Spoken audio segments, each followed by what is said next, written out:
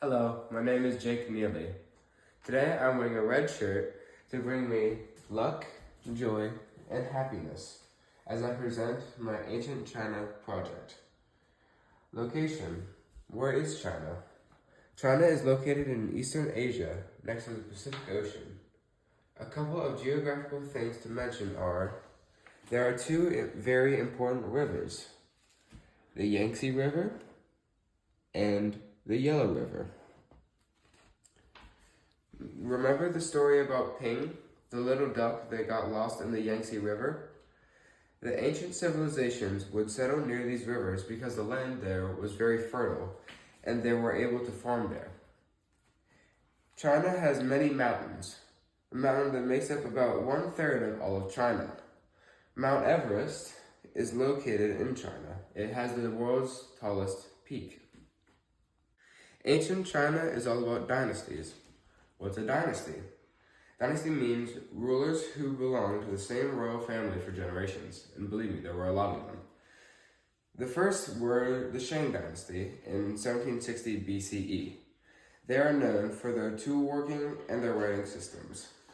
Then, after, there were the Zhou Dynasty around 1050 BCE, who is known for establishing the mandate of heaven to rid the Chinese of the immortal, cruel king of the Shang Dynasty. I believe this mandate was a very positive change for ancient China because it established the importance of a good leader who protected his people and his family.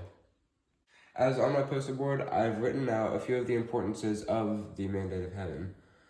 And it is, the mandate of heaven considers the rulers to be the link between heaven and earth. The ruler was expected to be virtuous and rule to please the gods.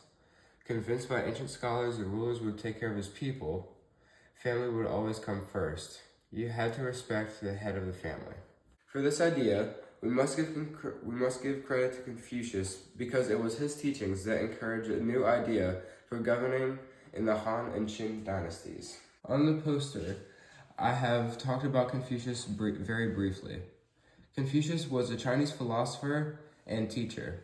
He was born in 551 BCE and died in 479 BCE. He wanted to bring peace and stability to the people in China. One of his many quotes that I enjoy is, "He who learns but does not think is lost. He who thinks but does not learn is in great danger." And then China got an emperor, the Qin ruler Shi Huangdi. He ruled from 221 to 210 BCE and is most famous for building the Great Wall of China. It was built to keep the violent Mongols from the north out, which leads me to one of my favorite warriors to point out, Genghis, the Goat Khan. Although he was not Chinese, he was one of the fiercest conquerors of all time.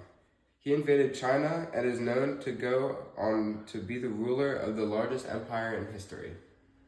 Then the Han Dynasty, around 206 BCE, which is best known for establishing the trade from China to Europe, the Middle East, and Northern Africa, on through the 4,000-mile-long Silk Road.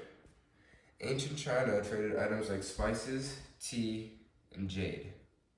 The Tang Dynasty and the Qing Dynasty are the next dynasties that we will talk about. The Temple of Heaven is constructed within the Qing Dynasty. The temple was built in 1406 to 1420 century and used by emperors in the Ming and Qing dynasties.